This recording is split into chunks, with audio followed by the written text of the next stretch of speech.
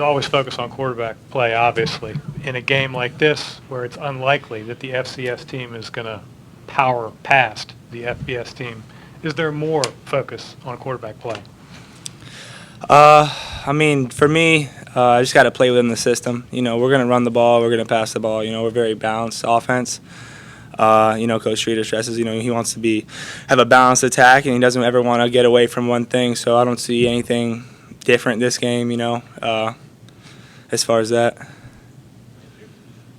Are you guys more comfortable going in and playing NC State after having already played a game rather than last year where you opened up with a BCS conference school? For sure. After week one, after week one, the strides you make to week two is a big stride every year. So, you know, you find out what really you have to work on going into the second week, and I think having that one game under our belt is really you know, going to help us here. Can your timing with the receivers get back to where it needs to be in 1 week? Oh yeah, I mean our timing is good. You know, it's, you know, that one game, it was a couple inches here and there. You know, it's going to happen. It was just unfortunate. You know, it happened that many times, and you know, I'm not worried about that. You know, we're going to get that fixed, and you know, we know what we can do, so we're not worried about that.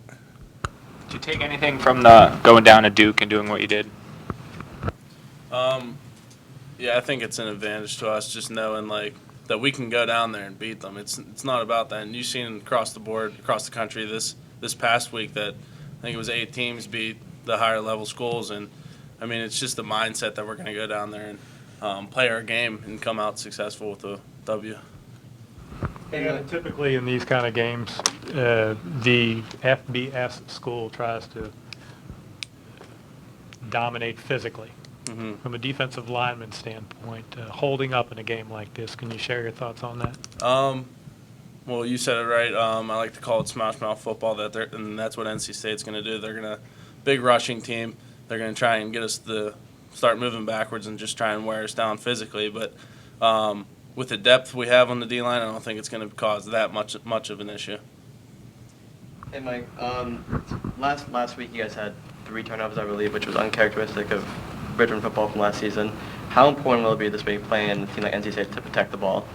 Honestly, if we turn the ball over 3 times, I don't think we'll win this game. You know, most games you don't win if you turn the ball over 3 times. So we got to be better than that in that regard, and just play a cleaner game. You know, we had some penalties. You know, procedure penalties, things that can be avoided. All of those things, you know, we can't have this week. You know, we got to play a pretty good game, and because we're playing a pretty good opponent, and you know, we can't have all those extra errors.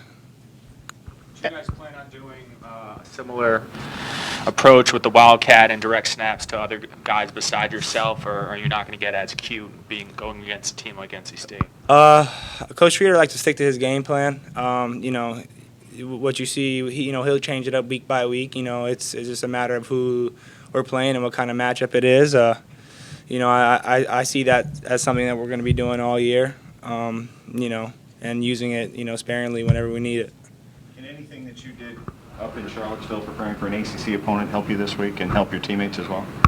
Oh yeah, I mean, just being in that stadium for 2 years and going there last year and playing, preparing for them last year and getting in the game is good experience going for this game. I mean, I feel this year the whole mindset of the team is different. You know, as of last year, it's not that we didn't expect to win, but you know, it was our first game with the new coach, and you know, we were still trying to get a feel for the offense, and now, you know, we have a whole season under our belt and now a game, and you know, we expect to win this game. You know, any team we play, we expect to win. You know, so it doesn't matter if it's a bigger school or a smaller school. So it's definitely helped us playing. It's definitely helped me playing in that stadium before, or in a big stadium before, going into this game. Evan, talk about what it meant for the defense to get a shutout in week 1, and maybe some of the momentum you could take from that first game into this NC State game. I think it's great for the defense to start out with a big game, shutout-wise, and with yardage-wise. I mean, we held them to, I think it was a total of 180 yards and 39 yards rushing. I'm not sure about those, but I think that's just the way that our mindset is going into every game. We need to stop the run up front, personally, and in general, we just need to get the ball back into Michael's hands in the offense to score some points. Hey, when you mentioned the depth on the defensive line, Coach Trott fill in the blank. Coach Trot would be comfortable going with X amount of defensive linemen. Um, And the advantages that brings. I think we travel six interior linemen, so I think all six can get into the game at one point. I mean, the starting four have been together for 3 years now. I mean, we went into UVA 3 years ago, and we were all starting. So I think it's a great advantage. And then the younger kids got a couple starts under their belt. So, I mean, the depth it's kind of unreal. So. A secondary would like to go against a passing team, but being on the D-line, are you more excited to go against a team that prefers to run the ball like you've got this week? At my position, yeah, because, I mean, more plays that I can make personally, and I just think it's kind of fun to play against a team that thinks they're going to run down your throat, and, I mean, it's ultimately the goal is to stop that, and I think that's the best part about my position. Evan, one of the stats you didn't mention was 1 for 12 on third down. Does the defense's mindset change on third down, and how vital will that be to get off the field this week? Well, we were preaching all week for the VMI week was 3 and outs, get off the field, and in order to get the 1 and 12 or the 1 and 12 ratio, we need to win first and second down. We can't let them have 3rd and 1s and 3rd and 2s, and I think that's what Louisiana Tech did last week with NC State. They let them get down to 3rd and 2s and 3rd and 1s, and they converted 5 of 8. So, I mean, if we can keep them at 3rd and 10, 3rd and 8, even we can.